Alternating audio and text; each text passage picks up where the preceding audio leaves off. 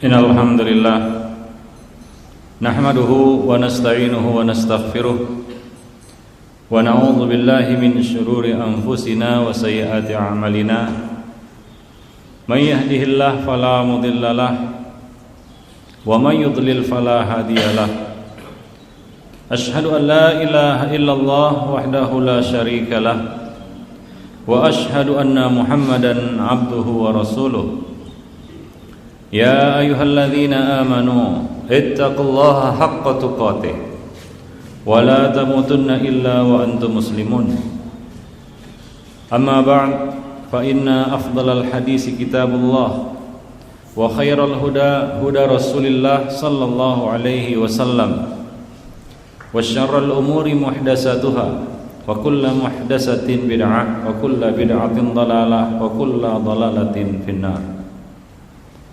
Ma'asyiral muslimin rahimani wa rahimakumullah jami'an, usikum wa nafsi bitaqwallah faqad fazal muttaqun.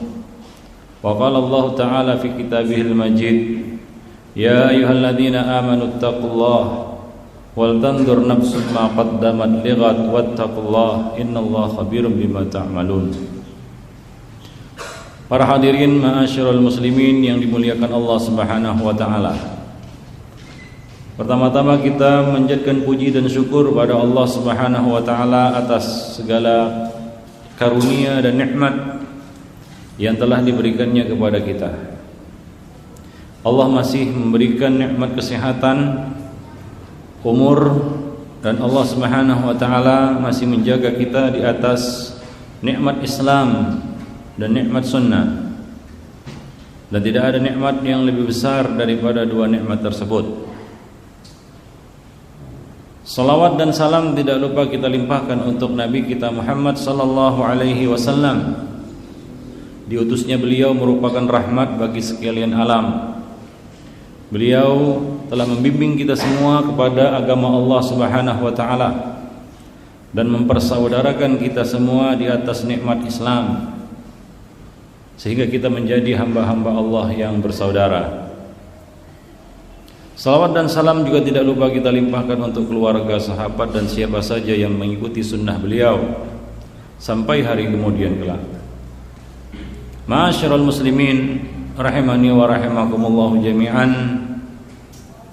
Rasulullah sallallahu alaihi wasallam di dalam sebuah hadis qudsi meriwayatkan dari Allah Subhanahu wa taala, dari Rabbnya, bahwa Allah Subhanahu wa taala mengatakan, ya ibadi inni haramtu zulma ala nafsi faja'altuhu muharraman bainakum fala tadzalamu.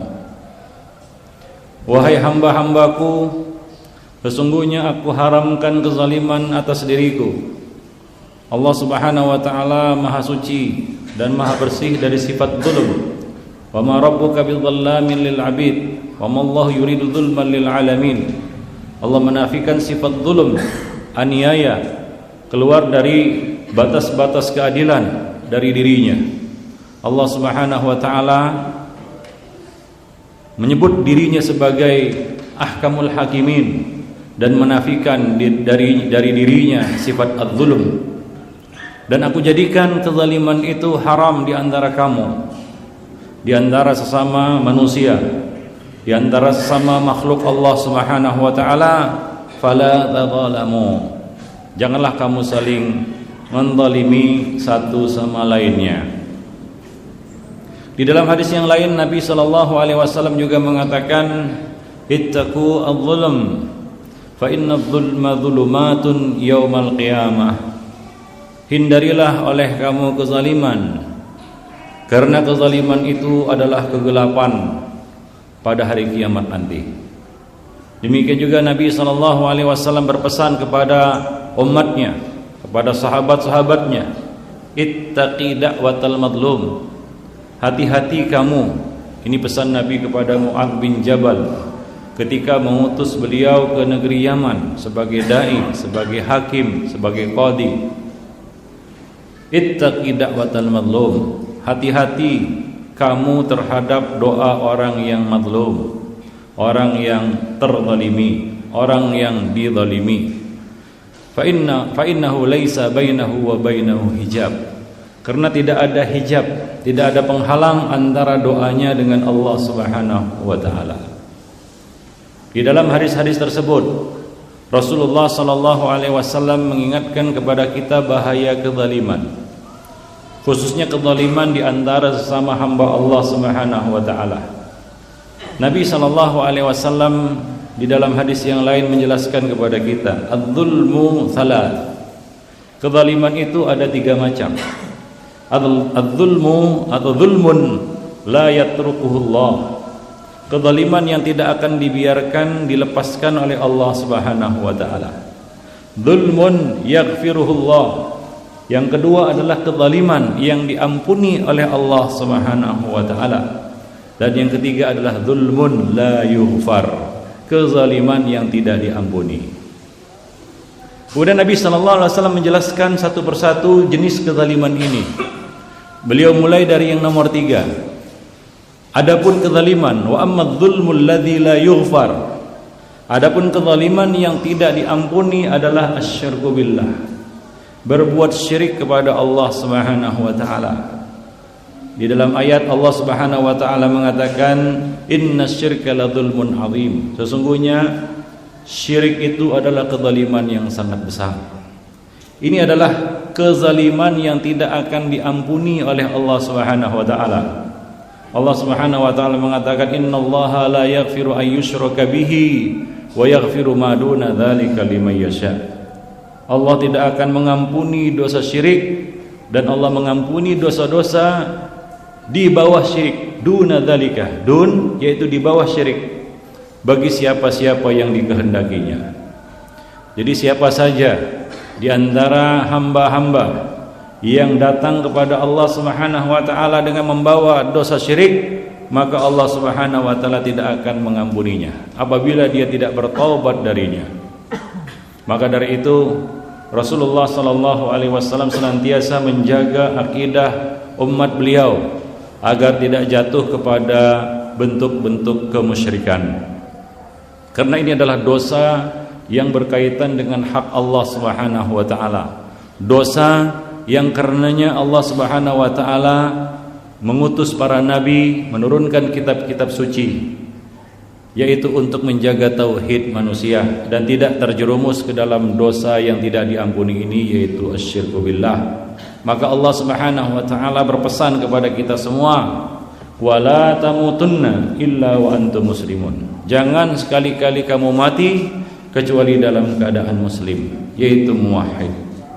Demikian juga Allah Subhanahu wa taala mengajari kita sebuah doa, Rabbana afrigh alaina sabran wa tawaffana muslimin. Ya Allah, curahkanlah kepada kami kesabaran, yaitu di atas tauhid, di atas nilai-nilai tauhid, dan wafatkanlah kami dalam keadaan muslim. Wa tawaffana muslimin. Wafatkanlah kami dalam keadaan muslim, yaitu muwahhid, dalam keadaan bertauhid. Ikhwani fiddin, ma'asyiral muslimin rahimani wa rahimakumullah jami'an. Itu yang pertama. Adapun yang kedua, wa ammadz dzulmul ladzi yaghfiruhullah. Adapun kezaliman yang diampuni oleh Allah Subhanahu wa taala adalah dosa-dosa yang kaitannya hubungannya antara Allah dengan hambanya, yaitu seorang hamba yang menzalimi dirinya sendiri.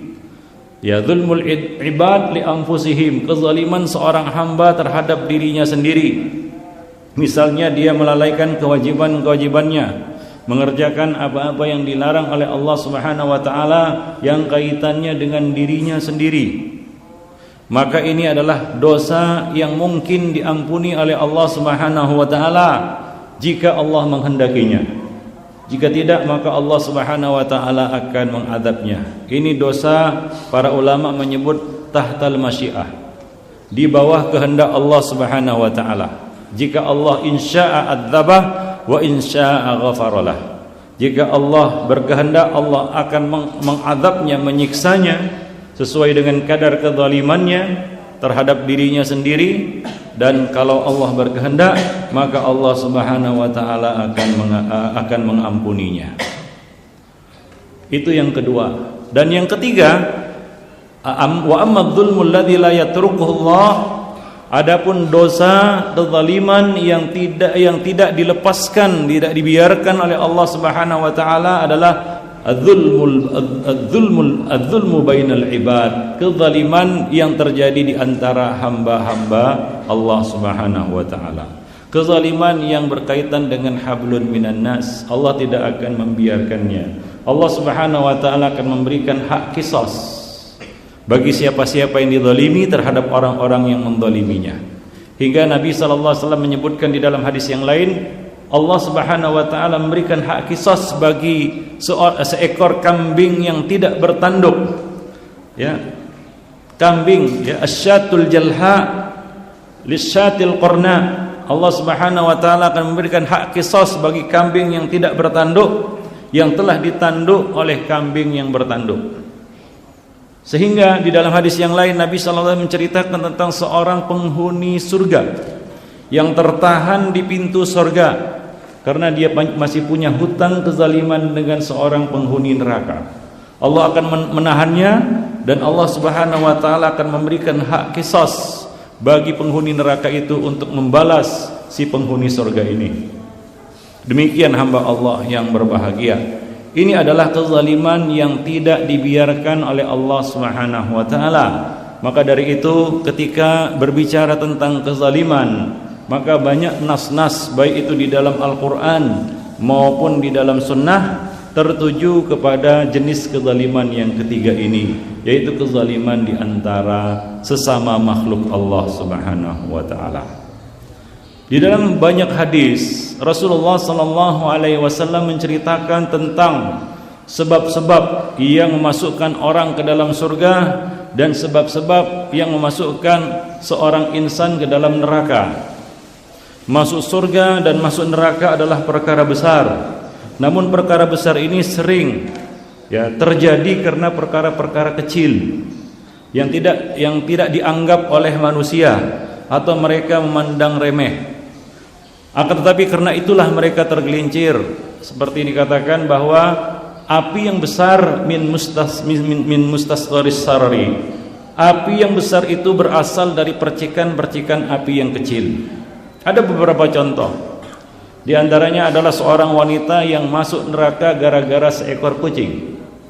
Gara-gara seekor kucing, yaitu kezalimannya terhadap seekor kucing. Dia kurung kucing itu, tidak diberi makan dan tidak juga dilepas untuk mencari makan sendiri hingga kucing itu mati.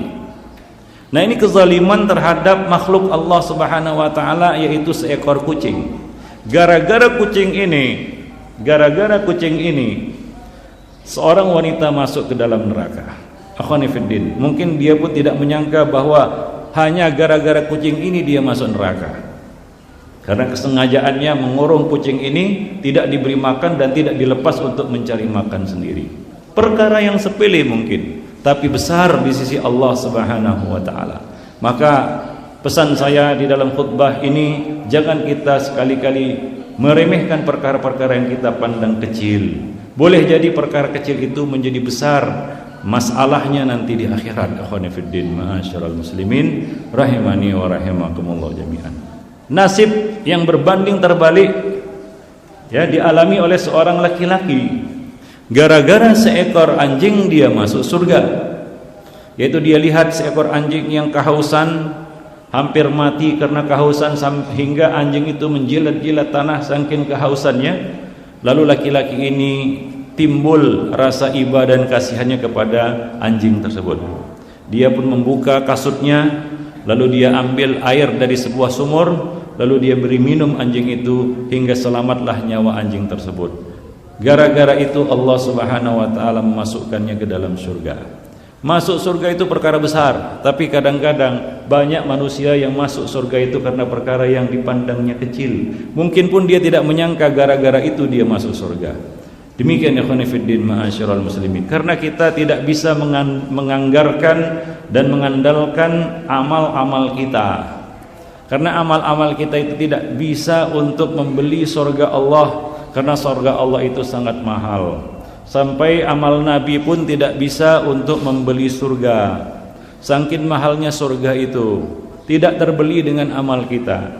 Jadi kita masuk surga itu dengan karunia rahmat Allah Subhanahu wa taala. Allah sayang kepada kita, Allah merahmati kita, kemudian Allah memasukkan kita ke dalam surga. Hanya saja rahmat Allah ini kan turun tidaklah sekonyong-konyong tanpa sebab. Rahmat Allah ini, karunia Allah ini turun dengan sebab-sebab yang kadang-kadang kita tidak menyangka, tidak menduga. Sebab itulah yang membuat rahmat Allah turun kepada kita. Sebab itulah yang membuat Allah sayang kepada kita dan memasukkan kita ke dalam surga. Dan kebanyakan sebab-sebab itu adalah berkaitan dengan hablun minan nas, atau hubungan antara sesama makhluk. Kebaikan yang kita berikan kepada makhluk ataupun kezaliman yang kita lakukan terhadap makhluk, itu yang menyebabkan kita terjerumus masuk ke dalam neraka atau masuk ke dalam surga. Lisan merupakan salah satu perkara yang banyak memasukkan manusia ke dalam neraka. Karena Nabi mengatakan aktsaru ma yudkhilun nasan nar al-fam wal farj. Perkara yang paling banyak memasukkan manusia ke dalam neraka adalah yang pertama al-fam, yaitu mulut, lisan, kejahatan lisan.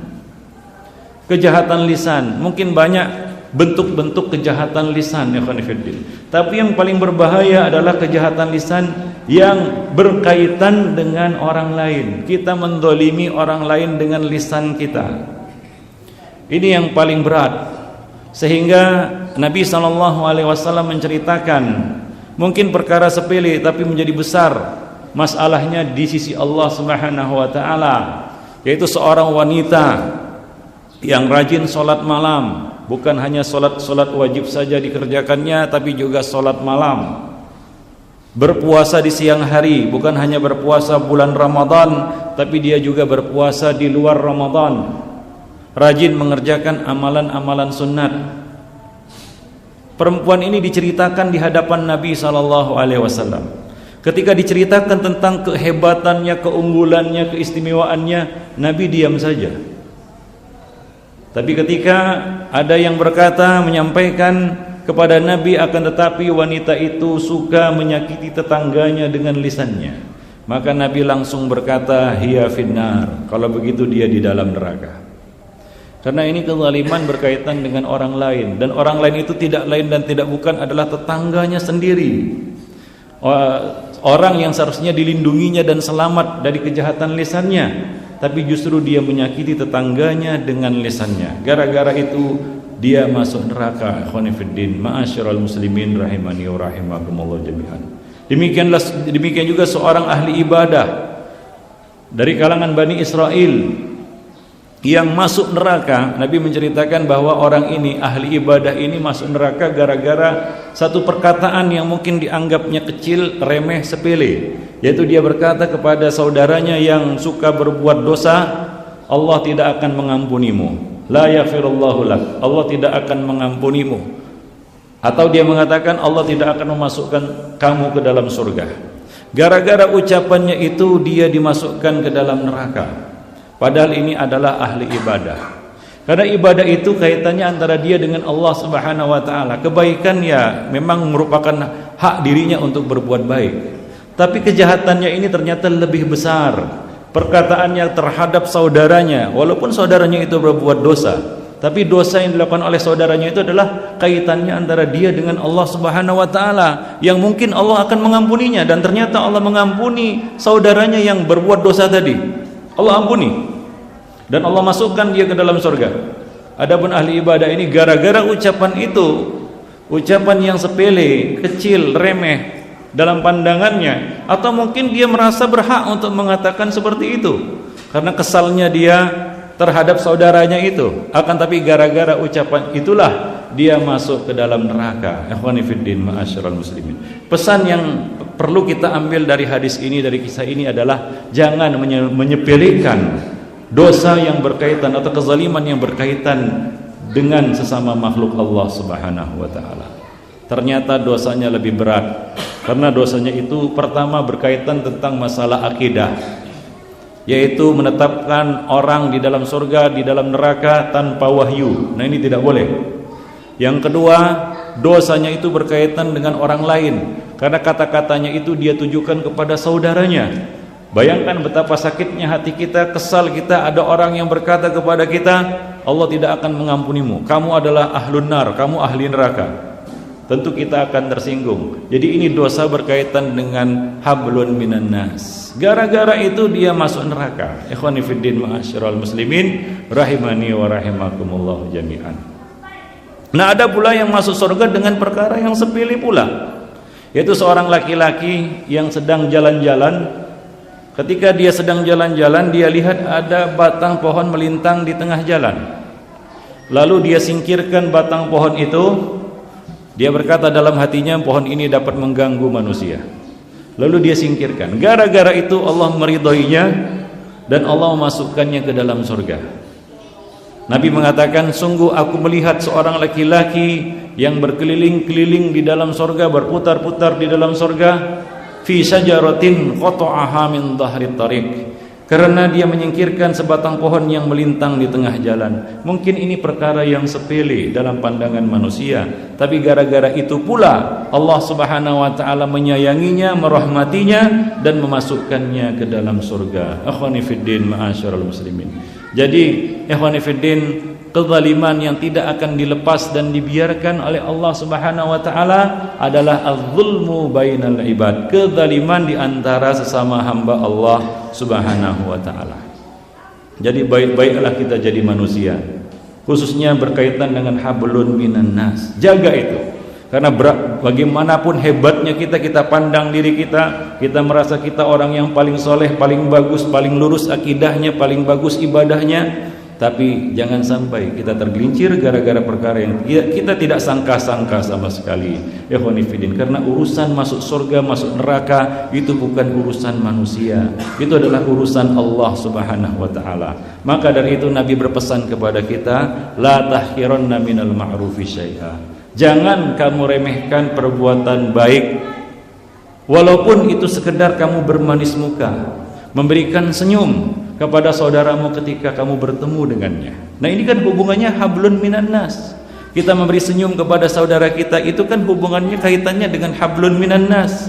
Mungkin gara-gara sebuah senyuman kita masuk ke dalam surga. Siapa tahu? Karena kita tidak tahu dengan sebab apa kita masuk ke dalam surga. Amal apa yang membuat kita masuk ke dalam surga? Kita enggak tahu. Ikhwani fiddin ma'asyiral muslimin. Maka janganlah kita kikir, bakhil, pelit bin kedekut untuk berbuat baik. Kadang-kadang ada sebagian orang kalau dia melihat kalau amal itu tidak besar gaungnya, dia tidak mau terlibat di dalamnya. Katanya ini bukan level saya. Dia baru mau ikut terlibat kalau amal-amal itu besar. Padahal belum tentu dengan amal-amal yang kelihatannya besar itu memasukkannya ke dalam surga. Jangan kita bakhil di dalam berbuat kebaikan, dan jangan remehkan satu perbuatan dosa. Walaupun itu terlihat dipandang kecil oleh kita pandang kecil dan remeh. Siapa tahu gara-gara perkara kecil ini kita tersandung. Ikhwani fiddin ma'asyiral muslimin. Tahukah kita bahwa Nabi SAW pernah tidak menyolatkan sebuah jenazah? Ya, ada kisahnya. Nabi menolak menyolatkan sebuah jenazah. Kenapa? Karena jenazah ini masih terlilit hutang, ada kaitan hak-hak manusia yang ada di pundaknya. Ini urusan di antara manusia. Karena tidak membayar hutang itu juga kezaliman, apalagi kita mampu untuk membayarnya. Maka Nabi menolak untuk menyolatkan orang ini. Tahukah kita berapa nilai hutang orang ini yang Nabi tidak mau menyolatkan jenazahnya? Ternyata hutangnya cuma 2 dinar. Mungkin sepele 2 dinar. Kalau sekarang 2 dinar itu kita kurskan dengan rupiah, ya lebih kurang ya 300.000 rupiah, atau mungkin lebih kurang, atau kita katakan di bawah itu, enggak sampai 300.000 rupiah. Mungkin orang menganggap sepele, cuma berapa, cuma 250.000 atau cuma 300.000. Ya, hutang tetap hutang walaupun kecil nilainya. Ya khonifuddin ma'asyiral muslimin. Ya, di sisi Allah sama saja. Mau hutang kita 100 perak, ya 10 juta, itu tetap dituntut di hadapan Allah Subhanahu wa taala, karena Allah akan menegakkan timbangan keadilan pada hari kiamat wa nada'ul mawazinal qista liyaumil qiyamah. Kami akan menegakkan timbangan-timbangan keadilan nanti pada hari kiamat, khususnya yang berkaitan dengan hablun minan nas, hubungan di antara sama manusia. Fa'tabiru ya ulil nuha la'allakum turhamun.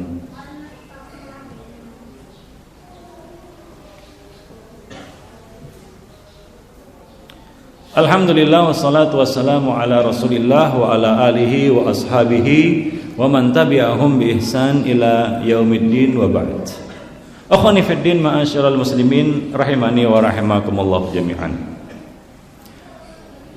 Di dalam sebuah hadis Rasulullah sallallahu alaihi wasallam, riwayat Aisyah radhiyallahu anha, hadisnya sahih, disahihkan oleh Al-Albani. Ada seorang laki-laki datang dan duduk di hadapan Nabi sallallahu alaihi wasallam. Dia duduk di hadapan Nabi ingin mengadukan masalahnya kepada Nabi. Apa masalahnya? Masalahnya adalah dia mengatakan inna limamlukin. Sesungguhnya aku punya budak-budak, pegawai-pegawai, buruh-buruh, pelayan-pelayan. Yakdzibunani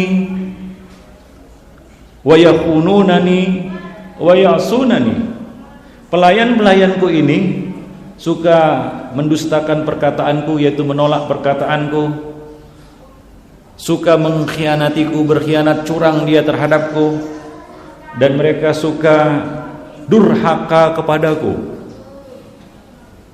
Maka aku fa'astumuhum wa adribuhum, karena aku adalah majikannya, bosnya, atasannya. Aku pun mencaci mereka dan memukul mereka, yaitu aku menghukum mereka. Aku memberikan hukuman kepada budak-budakku itu. Ya, di dalam Islam tentunya, saya tanya dulu, kalau ada yang menampar pipi kanan kita, pak, apakah? Saya kasih 3 opsi.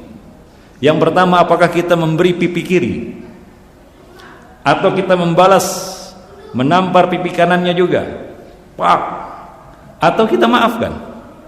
Di dalam Islam opsinya hanya 2, yaitu kita memaafkannya atau kita membalas. Wa jazaa'u sayyi'atin sayyi'atun misluha. Atau kita memaafkan. Faman sabara wa ghafara fa inna dzalika min azmil umur. Barang siapa yang sabar dan memaafkan, maka itu adalah perkara yang lebih utama. Jadi yang paling utama adalah kita memaafkan. Kalau kita ingin balas, maka jazaa'u sayyi'atin sayyi'atun misluha. Balasan terhadap satu kejahatan adalah kejahatan ataupun perbuatan yang setimpal dengan kejahatan tersebut. Maka laki-laki ini merasa dia telah melaksanakan haknya, dia telah menunaikan haknya, dia telah memberikan hukuman kepada budak-budaknya ini. Lalu dia bertanya kepada Nabi sallallahu alaihi wasallam, "Fa kaifa ana minhum ya Rasulullah?" Bagaimanakah urusan aku dengan mereka wahai Rasulullah? Apakah sudah selesai? Maka Nabi sallallahu alaihi wasallam berkata kepadanya, "Tidak. Akan tetapi," kata Nabi sallallahu alaihi wasallam, "akan dihisab di hadapan Allah Subhanahu wa taala, akan ditimbang hukumanmu itu. Karena kamu membalas, maka balasan itu akan dinaikkan dalam timbangan hisab. Kalau balasanmu terhadap hukumanmu terhadap budak-budakmu itu setimpal dengan apa yang mereka lakukan, maka la laka wala alaihim. Tidak ada pahala yang kamu dapatkan dan tidak ada dosa yang mereka pikul. Kosong-kosong, selesai urusan. Kalau setimpal hukumannya dengan kejahatan mereka. Kalau ternyata balasanmu itu lebih ringan daripada hukumanmu itu lebih ringan daripada kesalahan mereka, kejahatan mereka, dosa mereka, maka fakana dzalika fadlun alaika. Kamu akan mendapatkan keutamaan pahala dari kekurangan hukumanmu terhadap mereka. Kalau ternyata hukumanmu lebih berat daripada apa yang mereka lakukan, maka akan diberikan hak kisos bagi mereka terhadap dirimu.